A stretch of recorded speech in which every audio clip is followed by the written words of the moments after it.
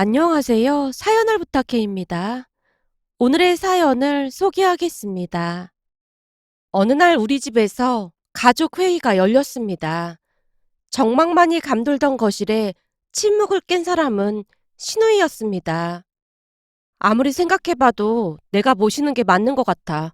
난 결혼도 안 했고 걸릴 게 없잖아. 그럼 누나는 회사를 그만두겠다는 거야? 힘들게 들어간 회사인데 너무 아깝잖아. 우선은 엄마가 많이 나쁜 상태는 아니니까 돌봐줄 수 있는 사람을 써보고 그래도 안 될 것 같으면 내가 회사를 그만둬야지 뭐. 내가 모시는 게 맞는데 누나한테 너무 미안하네. 두 사람의 한숨 소리가 거실을 가득 메우고 있었습니다. 하지만 제가 끼어들 자리가 아니었기에 숨까지 죽인 채 듣고만 있었어요. 그 사건은 시어머니께서 매일 다니던 길을 잃어버리면서 시작이 되었습니다.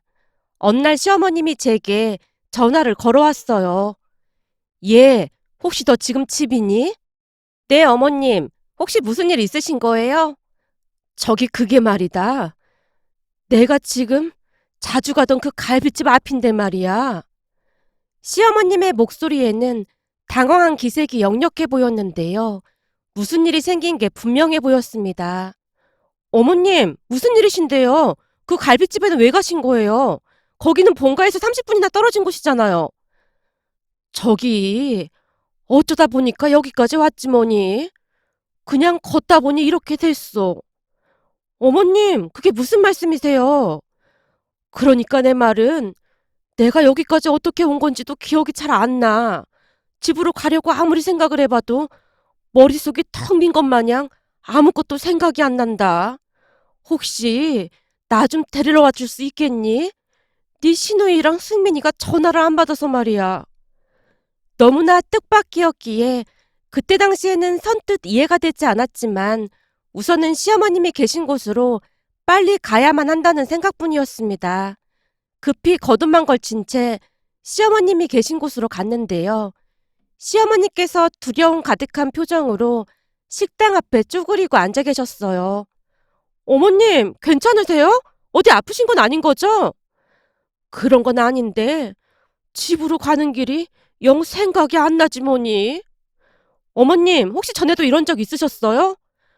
글쎄, 나도 잘 모르겠는데 요즘 들어 깜빡깜빡 하는 것 같긴 해. 그래도 집이 기억 안 날 정도는 아니었어. 시어머님이 많이 놀란 모양으로 제 손을 꼭 붙잡고 놓질 않고 있었습니다. 이미 넋이 반쯤 나간 듯한 모습으로 긴 한숨만 내쉬고 계셨어요. 어머님, 우선은 우리 집으로 같이 가 있어요. 아니다. 불편하게 뭐하러 그래. 난 그냥 우리 집 앞에 내려줘. 제가 걱정돼서 그래요. 그냥 저랑 같이 가요. 이따가 그이 오면 같이 모셔다 드릴게요. 시어머님을 달랜 뒤 집으로 모시고 들어갔습니다. 잠시 후 마트에 다녀온다며 집을 나와서 남편에게 전화를 해서 전부 이야기를 했지만 남편은 대수롭지 않게 생각했어요. 그래? 잠깐 길을 잃어버리신 거 아니야? 뭔가 좀 이상하잖아. 매일 다니던 길을 잃어버린다는 게 말이나 되는 소리냐고. 내가 보기엔 어머님 모시고 병원에 한번 가보는 게 좋을 것 같아. 뭐? 병원에는 왜? 지금 몰라서 묻는 거야? 매일 다니던 길이 생각이 안 난다는 것 자체가 큰일이 아니면 뭐겠어? 당신 형님한테 전화해. 내가 볼 때는 심상치 않아 보이니까. 그 뒤 우리는 시어머님을 모시고 병원을 다녀왔는데요. 병원에서 치매 증상이라는 진단을 내렸습니다. 그날 우리 모두는 어마어마한 충격을 받은 채 다들 할 말을 잃고 말았고요. 결국 며칠 뒤 셋이 모여 앉아서 앞으로 어떻게 해야 할지에 대해 진지하게 대화를 하고 있었지만 딱히 좋은 방법이 떠오르진 않았습니다. 다만 신우의 입장에서는 제 눈치가 보였기에 시어머님을 모시고 가겠다는 말만을 할 뿐이었습니다. 두 사람은 임신이 안 돼서 올케가 회사까지 관뒀는데 이 와중에 여기로 모시고 오는 건 아닌 것 같아. 엄마가 여기로 오시면 내내 올케랑만 같이 있어야 하는데 그건 올케한테 너무 가혹한 일이잖아. 그냥 내가 모시고 있을게. 몇 시간 동안이나 같은 대화를 하다가 결론도 맺지 못한 채 끝이 나고 말았습니다. 그러는 동안 우선은 제가 시어머님과 지내기로 했고요. 우선은 제가 집에 있으니까 한번 해볼게요. 올케가? 그건 아니지. 올케한테 맡기는 건 아닌 것 같아. 우선 해보고 정 힘들면 말씀드릴게요. 그때 가서 도와줄 수 있는 분을 부르면 되지 않을까요? 그동안 어머니께서 너무 잘해주셔서 제 마음도 편치가 않아서 그래요. 그때 저 유산했을 때 어머님께서 지극정성으로 저 돌봐주셨잖아요. 유산도 출산이랑 같은 거라고 하시면서 미역국 끓여주시면서 제 입에 직접 넣어주시기까지 했거든요. 거의 한 달 동안을 그러셨는데 저도 최소한의 도리는 해야 할 것 같아요. 그래야 제 마음이 편할 것 같아서 그러니까 우선은 제가 하는 데까지 해볼게요. 옳게 정말 고마워. 그럼 나도 여기로 들어와서 살면서 도울게. 퇴근하고부터는 내가 엄마 돌볼게. 우선은 그렇게 하다가 더 힘들어지면 도와주실 분 찾아보도록 하자.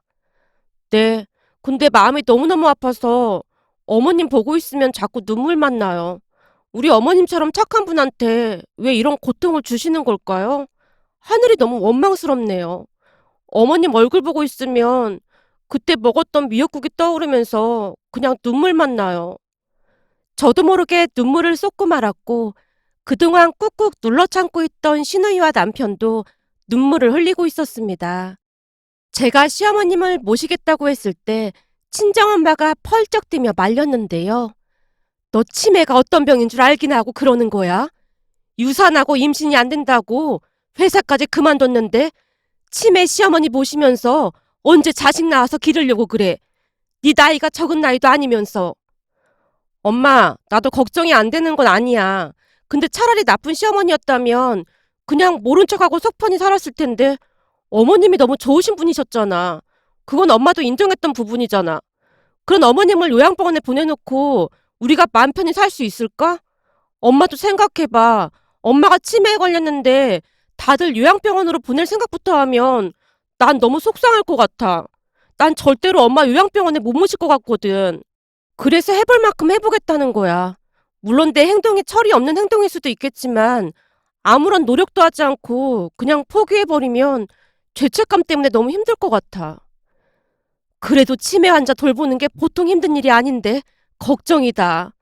혹시나 엄마가 더울 일 있음 꼭 말하고. 무엇보다도 네 건강이 우선이니까 명심해.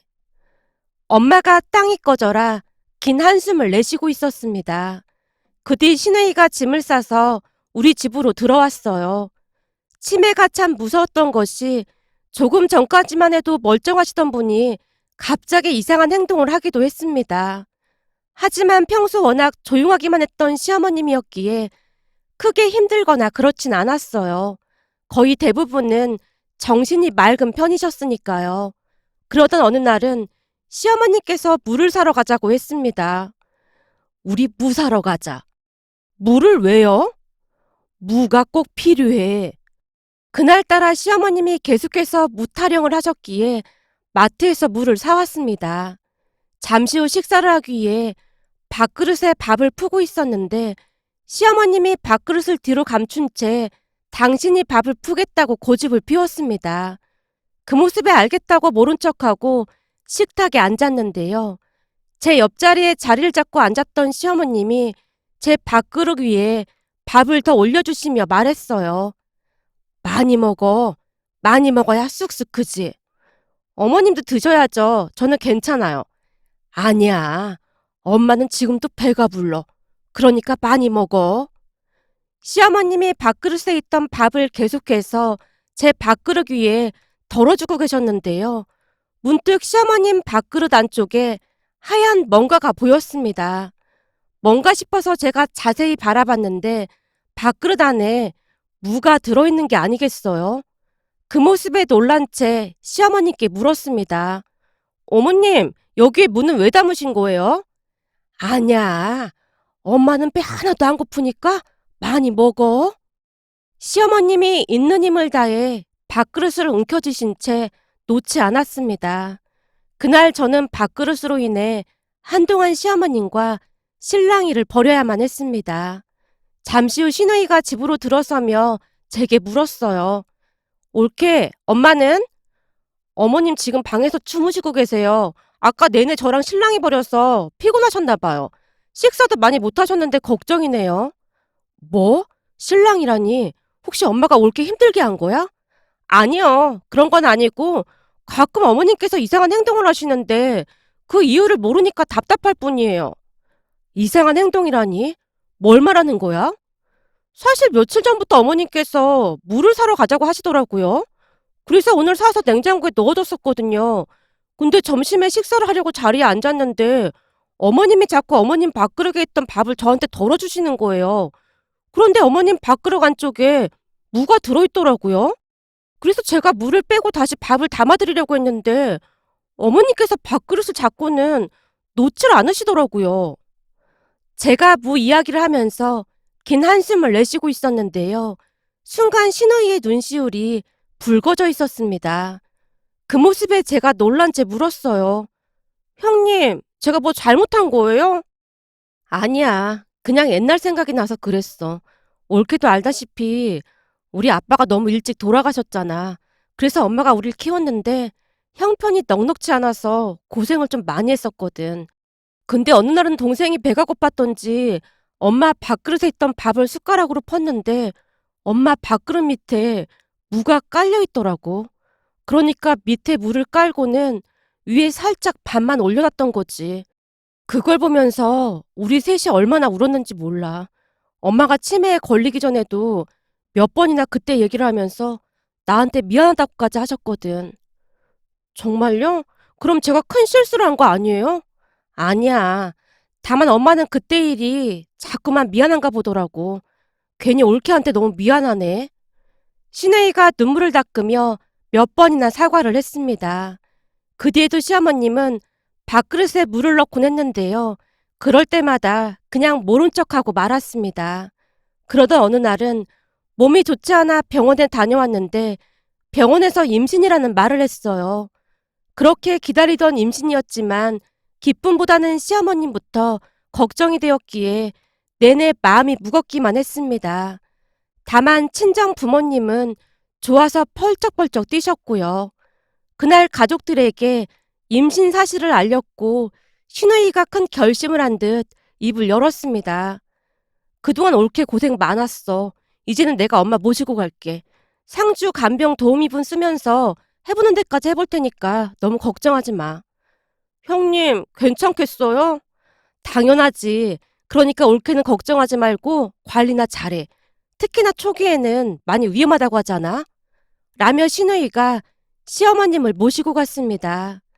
그런데 시어머님이 가지 않겠다고 울고불고 난리도 아니었어요. 그 모습에 어찌나 마음이 아팠는지 모르겠습니다.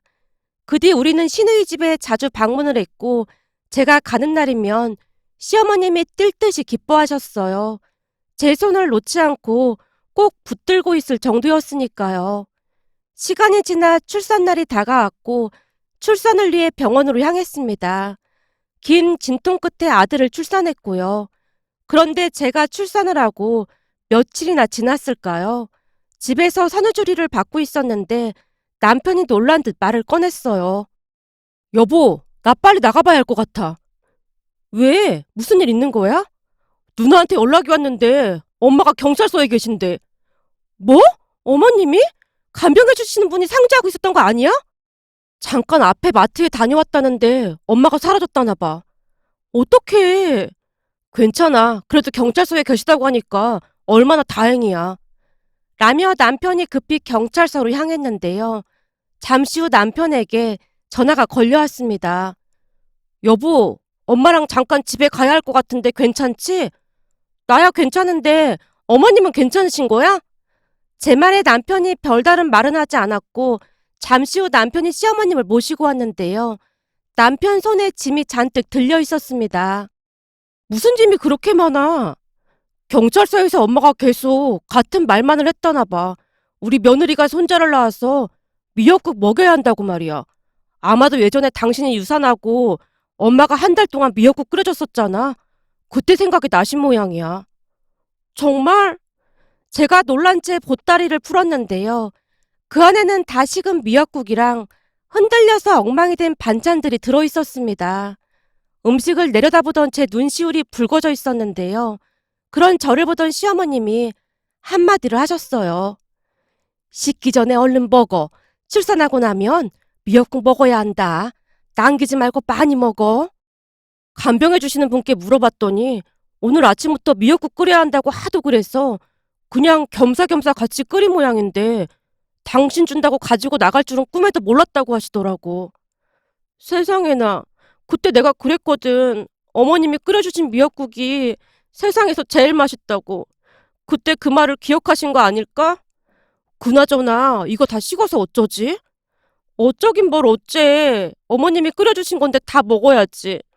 라며 제가 미역국이랑 반찬 등을 꺼내서 입안에 넣다가는 눈물을 뚝뚝 흘리고 말았어요.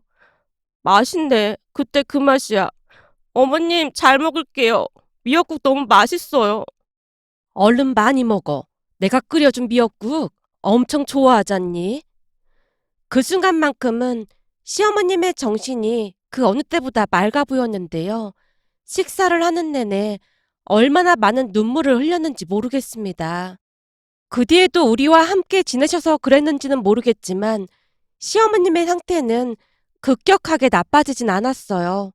물론 가끔 고집을 피우신다거나 때를 쓰는 일도 있었지만 조금씩 익숙해져 갔기에 그런 건 큰 문제가 되지 않았습니다. 문득 며칠 전 시어머님을 뵈러 갔더니 시누이가 말을 했어요. 올케 온다고 엄마가 미역국 끓여야 한다면서 난리도 아니었어. 참 신기한 게 미역국은 있지 않더라고. 라며 밥상을 차려줬는데요. 제 앞에 앉은 시어머님이 제 손을 잡으며 조용히 속삭였습니다. 유산하고 나면 몸조리 잘해야 해. 미역국 남기지 말고 많이 먹어. 네, 어머님. 미역국 많이 먹을게요. 제가 맛있게 먹는 모습에 시어머님이 한바구음을 짓고 계셨습니다. 시어머님은 여전히 그 기억 속에 살고 계신 걸까요? 어쩌면 유산을 하고 난 뒤 시리에 빠져있던 제 모습을 보며 시어머님이 더 마음이 아팠던 건 아닐까 하는 생각이 들어 마음이 따뜻해지곤 한답니다. 앞으로도 힘든 일이 많이 있겠지만 부디 건강하시길 간절히 바라봅니다. 오늘의 사연은 여기까지였습니다. 즐겁게 보셨다면 구독, 좋아요 부탁드립니다. 고맙습니다.